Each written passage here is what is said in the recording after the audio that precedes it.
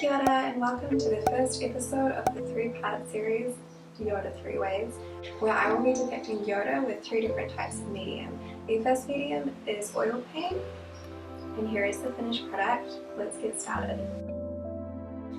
As a board, I used this piece of pine that my dad had lying around his house.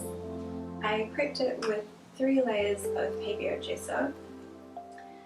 And for paints, I used the Schminker normal oils in Prussian blue, light ochre and raw umber, as well as Pavia vivid white.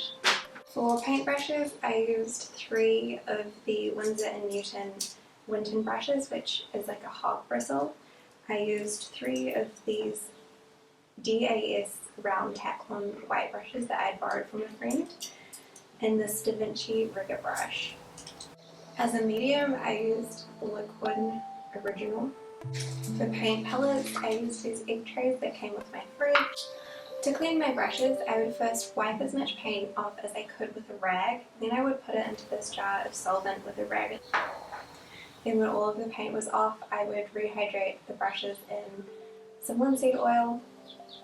If I was using the brush the next day, I wouldn't bother with the solvent step. I would just wipe as much paint off as I could and dip it into the oil to make sure it stays hydrated.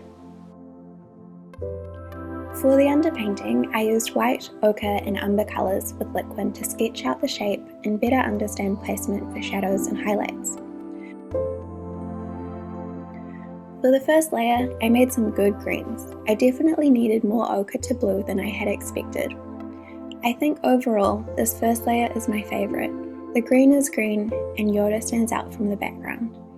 I like the way that the background Dagobah is abstract and it captures the mist at the forest floor. Here I had a flash of concern regarding the fat over lean rule, but never fear. Apparently liquid is fat, so I just added a little bit more into each layer. In the second layer, I wanted to make sure that there was enough difference between the shadows and highlights, as I was struggling to make tonal differences with the few colours that I had on hand. The background got much more blue at this point in hopes that the green would stand out more, but I'm not quite sure that this did the trick. I did come back to the painting a few times after the paint had dried to the touch, which typically took 2 to 3 days as I am generous with paint. I tried to make his face more green, and I realized at this point that his robe is open and not closed. With a rigger brush and another tiny brush, I added hair and little glimmers to his eyes.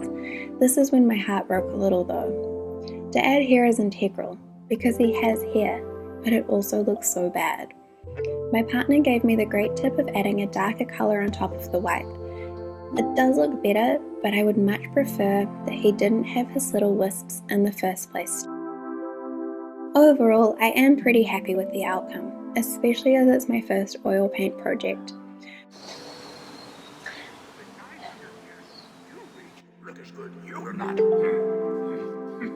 I typically like progress sketches more than final works anyway, and I definitely liked the underpainting and the first layer the most.